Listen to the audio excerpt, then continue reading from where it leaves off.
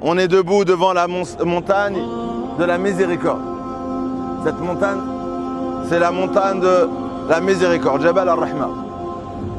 Et on est aussi debout dans la vallée qui s'appelle la vallée de Arafat. C'est quoi Arafat? Le prophète il nous a dit, le hajj c'est être à Arafat. Quelqu'un qui rate. Vous savez, le hajj c'est Yawm Tarwiya, il faut être à Minan. Après, le lendemain, il faut être à Arafat. La nuit, il faut être à Muzdalifa. Après, il faut retourner à Minan, le Jamarat, un Najm Shaitan. Si quelqu'un il rate le Minan, c'est pas grave. Si quelqu'un il rate Muzdalifa, c'est pas grave. C'est pas grave.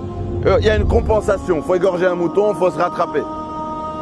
Si on rate Rajim, il faut égorger un mouton, on se rattrape. Celui qui rate Arafat, il a raté le Hajj. Celui qui n'est pas là le jour de Arafat, à Arafat. Arafat, c'est un endroit. Et cet endroit-là, il faut être là un jour précis. C'est le 9 de Dhul Hijjah. Son Hajj, il n'est pas valide. Vous avez compris? Al-Hajj à Arafat.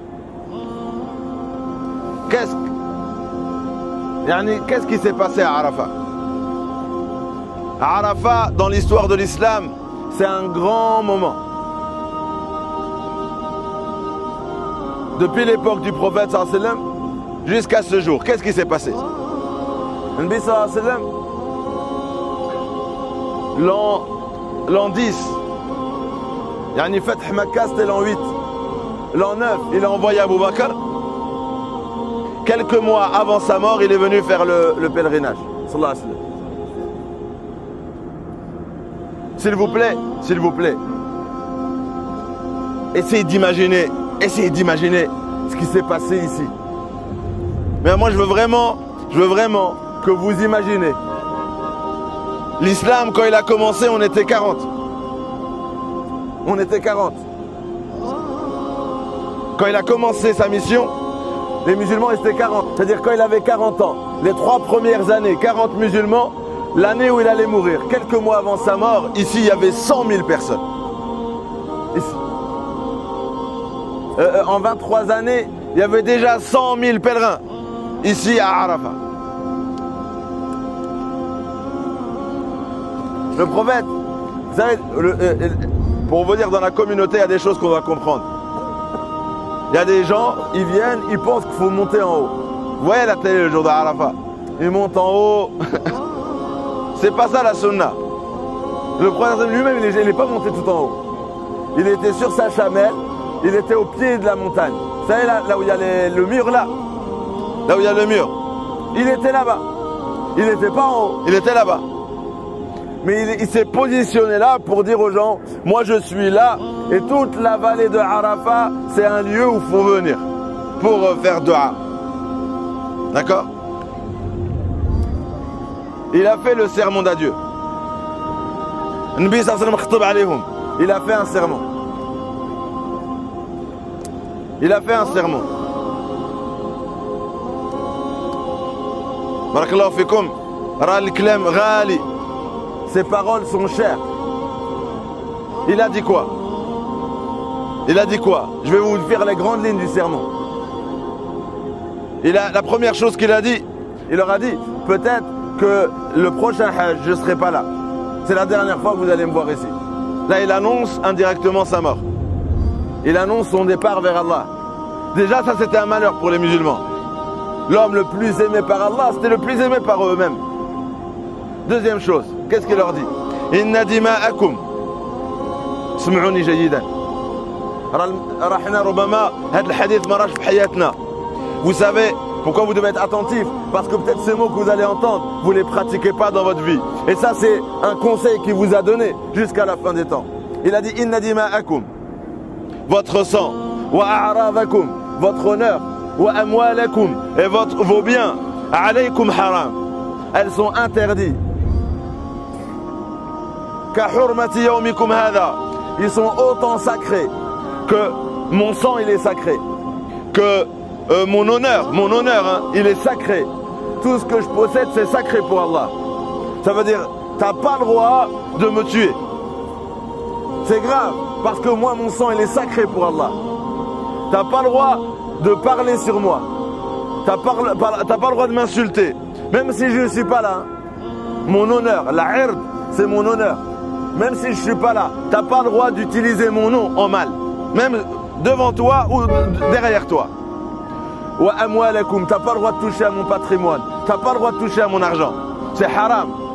C'est sacré. Ka hurmati yawmikum hada. Le prophète dit, c'est autant sacré que la sacralité de ce jour. Arafat. Le jour le plus important de l'année pour les musulmans. Fi shahrikum hada. Dans ce mois sacré. Dhil Hijja, c'est un mois sacré. Fi baladikum hada. Dans cette terre sacrée. Parce qu'on est en terre sacrée. Ça veut dire, le mois sacré Dhil Hijja. Le jour sacré de Arafat, la terre sacrée dans laquelle nous sommes, et bien ces trois sacralités, ben mon argent, ma personne, mon sang, il est sacré pareil. Regardez les musulmans maintenant qui s'entretuent. C'est haram de toucher le sang de quelqu'un. Un musulman qui parle sur un musulman et qui l'insulte en face de lui ou qui parle derrière son dos en son absence, c'est haram. Un qui prend l'argent de l'autre, c'est haram, c'est sacré, c'est sacré. Et les musulmans aujourd'hui, ils ont laissé ce hadith. Là, il sait qu'il va partir et il nous conseille. Il nous dit votre sang, il est cher, il est sacré pour Allah. Dans un hadith, il a dit que blesser le cœur d'un croyant, aux yeux d'Allah, c'est plus grave que de détruire la Kaaba.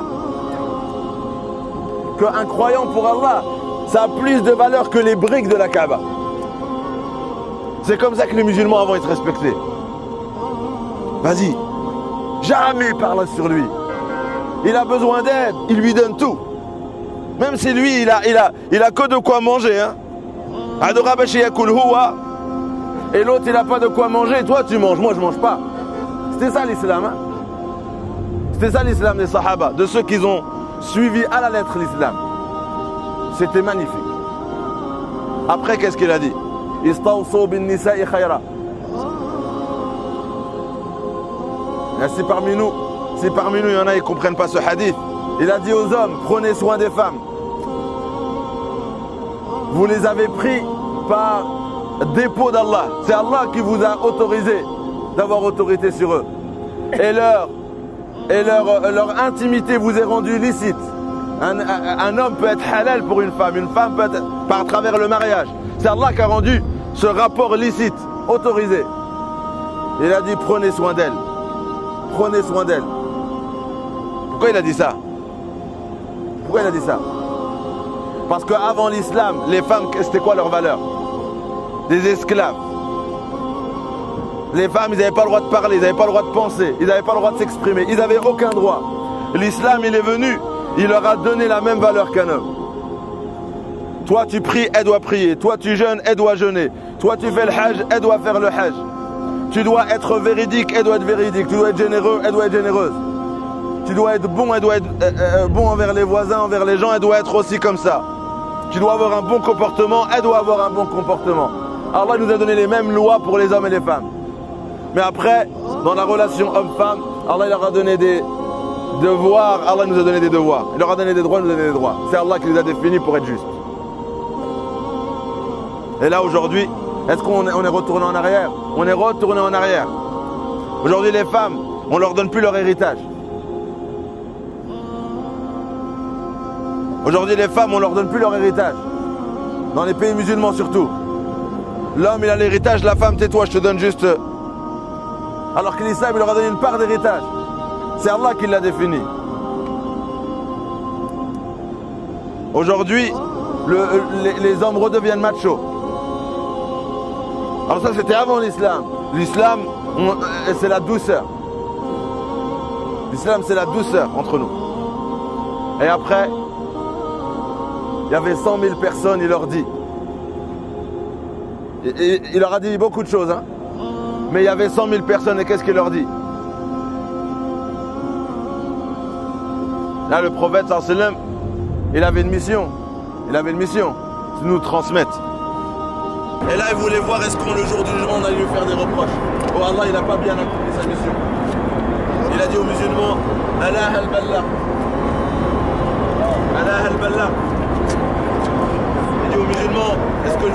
transmis? Est-ce que j'ai bien accompli ma mission?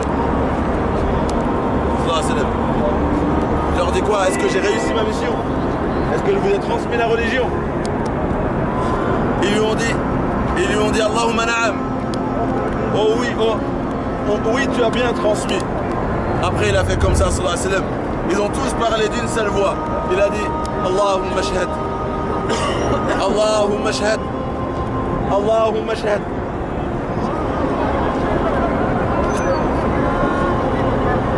Il a dit, oh Allah, sois témoin. Il a dit, oh Allah, sois témoin. Oh Allah, sois témoin. J'ai fait le maximum et eux, ils disent que j'ai réussi ma mission. Ani, le jour du jugement, ne me punit pas. J'ai rempli ma mission. Et après, il a eu peur pour les... Parce que sa mission, c'est tous les musulmans jusqu'à la fin des temps. C'est ça sa mission. C'est le dernier prophète envoyé par Allah jusqu'à la fin des temps. Lui, il a dit, moi, ma mission, c'est de vous la donner à vous. Maintenant, il a dit, maintenant, ma mission devient votre mission. Maintenant, c'est vous, musulmans. Si vous recevez le message de l'islam, ça devient votre mission de le transmettre. Aujourd'hui, il y a des milliards de gens égarés. Le jour du jugement, écoutez bien, le jour du jugement, ils vont aller devant Allah, ils vont dire Mohammed, il ne m'a pas transmis. Wallah, ce hadith fait peur. Il y a des musulmans, des gens, des êtres humains qui vont vivre en 2014, qui vont vivre en 2015, qui vont vivre en 2020. Ils vont arriver le jour du jugement. Allah il va leur dire, je vous ai envoyé un prophète. Ils vont dire, moi personne ne m'a parlé de l'islam. Allah il va appeler Mohammed. Il va dire, tu devais leur transmettre. Mohammed il va dire, je leur ai transmis.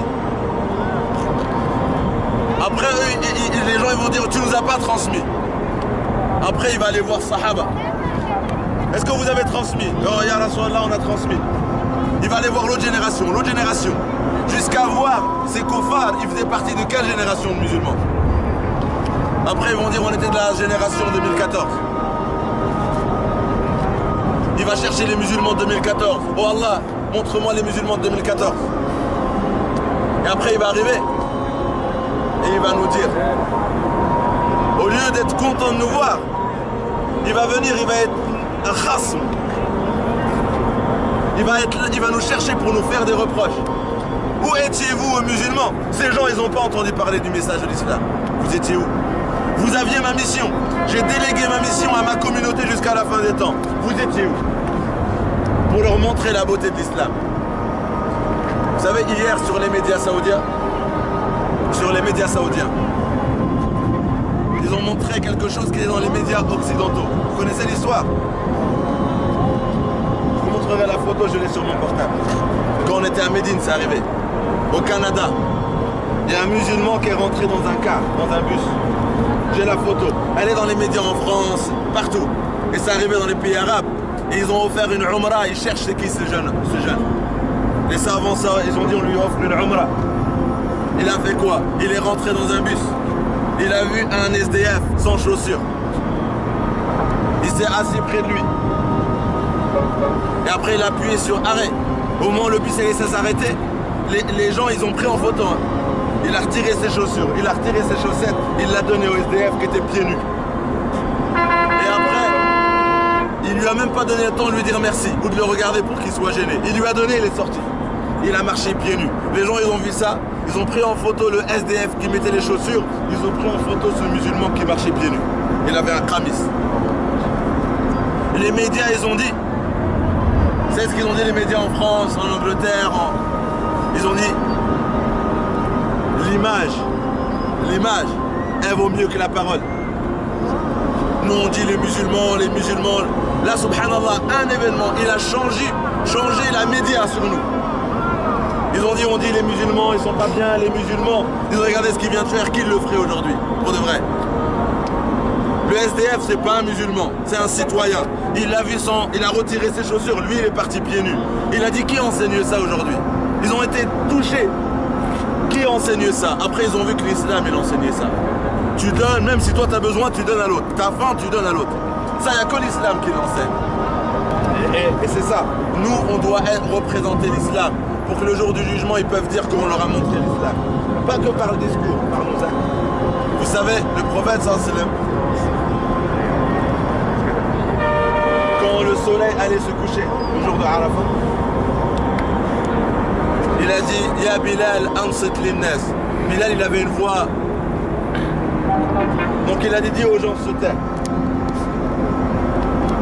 Après Bilal, radiallahu anhu, il a dit aux gens taisez-vous, le prophète veut dire quelque chose. Au moment où le soleil il allait se coucher, hein. Parce que Arafat ça commence au moment où le soleil il est en haut jusqu'au moment où il se couche. Et tout le monde fait des doigts. Et tout le monde demande le pardon. Jibril il vient de partir. Jibril Admisha. Jibril il vient de venir, il est parti. Et il m'a dit de la part d'Allah Inna Allah qad ghafara li ahli al-mawqif. Allah il a pardonné à tous les gens qui sont venus faire le Hajj. 100 000 personnes. Allah il a pardonné à tout le monde.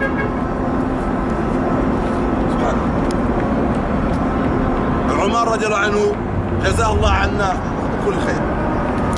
Omar on le remercie pour nous aujourd'hui. Il a posé une question qui est importante, sinon il y aurait divergence chez les savants. Il a dit est-ce que le fait qu'Allah il pardonne à tous ceux qui font Arafat, est-ce que c'est que pour nous parce qu'on avait foi? Ou est-ce que c'est pour tous les musulmans jusqu'à la fin des temps? Le fait de venir à Arafat et que tout est pardonné, tous nos péchés sont pardonnés. Il a dit bal hiya lakum wa liman ata min ba'dikum ila yawm al-qiyamah. La récompense de Arafat, de venir ici et qu'Allah il lave tous tes péchés. Le prophète il a dit ça c'est pour vous et pour tous les musulmans jusqu'à la fin des temps. C'est pour ça que le prophète nous dit Man hajja falam yarfuth wa lam yafsuq kharaja min dhunubihi ka yawma waladathu ummuh. Et c'est pour ça qu'il a dit celui qui vient au Hajj et donc qui vient à Arafat falam yarfuth, qui ne commet pas de péché par la bouche, wa lam yafsuq, qui ne commet pas de péché par les actes, il ressort d'ici de Arafat. Kharaja min dhunubihi, il ressort lavé de ses péchés comme le jour où sa mère l'a mis au monde. Quand notre mère elle nous met au monde, est-ce qu'on a fait des péchés? On est propre, on est blanc. Celui qui vient à Arafat et qui demande pardon à Allah et qu'Allah il lui a juste le fait d'être à Arafat et il vient en Hajj, il ressort, ses péchés ils restent à Arafat. Arafat c'est une terre où les péchés restent. Il ressort lavé de tous ses péchés comme le jour où sa mère l'a mis au monde. Mais cette récompense-là, elle est à qui? À quelqu'un qui vient à Arafat le jour de Arafat. Le jour de Arafat, c'est le Hajj. Parce que les musulmans du monde entier viennent là. Vous savez, il y a combien de personnes ici d'habitude? Ici, tu marches pas, là c'est vide. D'habitude, ici, il y a 4-5 millions de personnes. Ici, d'habitude, il y a 4 millions. مثل الجاي فين مشي. الله يرزقنا حجة مبرور. qu'Allah nous donne un pèlerinage accepté. Allah يوفقنا نجيو في عرفة يوم عرفة. qu'Allah nous accorde la facilité d'être là, ici, à Arafat, le jour de Arafat. Et qu'Allah nous fasse ressortir de nos péchés comme le jour où notre mère nous a mis au monde. En dehors de Arafat, il n'y a pas de dua. C'est le jour de Arafat qui va faire la dua. Hein? Inch'Allah, ensemble. Inch'Allah, Hajj. Barakallahu fikum.